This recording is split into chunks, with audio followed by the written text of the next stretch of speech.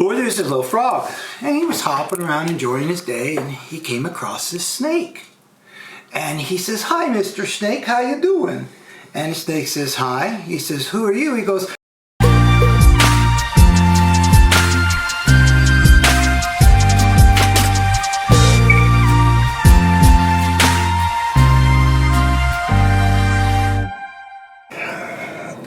now we're going to head back to the Divine Fish and Meat store because apparently my brother wants me to fix him some steak and tuna like I did for myself, but he's paying for it. I said I'm not buying it there again, it's too expensive, so he gave me some money, so we're heading there now.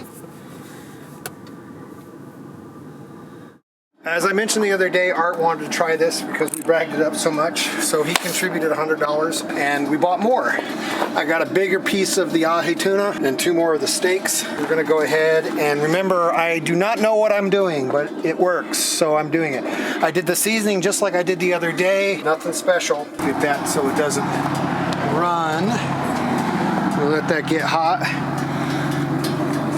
"Smells good."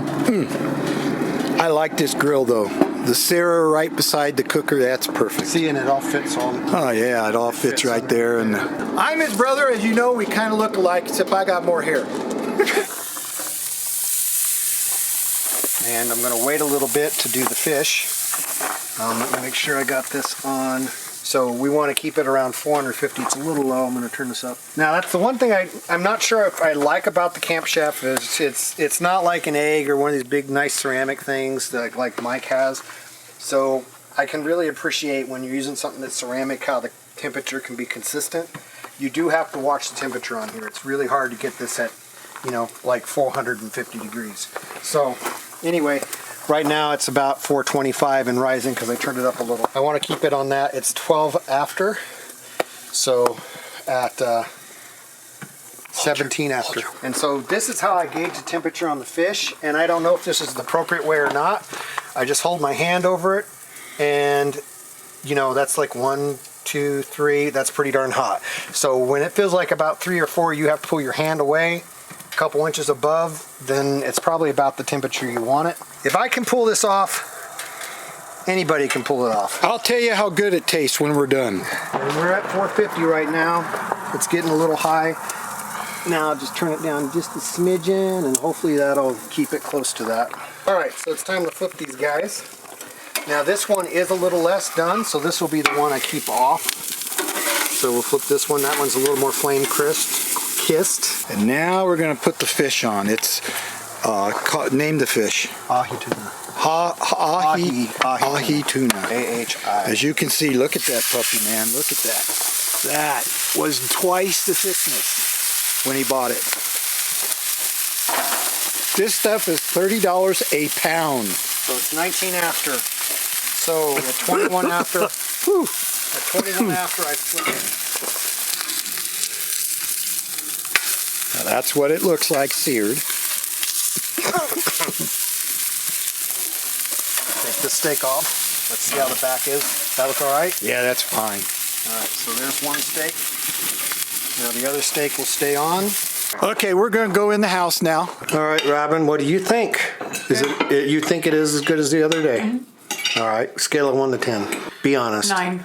No, be honest. 9. Really? Being honest. Wow. Good. And she doesn't. And Robin doesn't like fish. So, unfortunately, I did not realize because I'm oblivious. Sandy can't eat spicy, and I put spicy on It it. was good though. Okay. Artie, what do you think of it so far? I didn't taste it the other day, so I'm saying this piece like this, it looks good. It's the best I ever had. Are you serious? Mm-hmm. Wow. Okay. So actually, the tuna, as you can see, actually did sear just fine. Mm-hmm. It's just right. At first, when we cut it, we weren't. The edges were a little done, but that's, you know, you're going to have edges that are done. So that's, there you go. I wasn't going to eat at all. I started eating this, and all of my not feeling good went away. And this is awesome. I'm glad you like it. It's very good. So we're reminiscing about all the crazy stuff I did when I was little, like 2 and 3, and how I almost drowned and stuff. Anyway, Artie used to stuff. always tell me this story about the wide mouth frog, and I loved it, and I'd make him tell it to me all the time. So we're going to force him to try to retell the story of the wide mouth. That he hasn't done in 30 years. Yeah, I've done it for 30 Actually, years. it's probably been more than 30 years. You stopped probably doing it when I was 8 or So 9. you have to hold the camera. Well, there's this little frog, and he was hopping around enjoying his day, and he came across this snake. And he says, "Hi, Mr. Snake, how you doing?" And the snake says, "Hi." He says, "Who are you?" He goes, "Well, I'm this wide mouth frog." And the snake looks at him and says, "What?" He goes, "I'm a wide mouth frog." And the snake says, "Okay." He goes, "Well, what you doing?" The frog says, "What you doing?" He says, "I'm just out and about, wide mouth frog." And he says, "Well, what do you eat, wide mouth frog?" "No, what do you eat, Mr. Snake?" He goes, "I eat wide mouth frog." "Ooh, don't you know there's him around here nowhere?"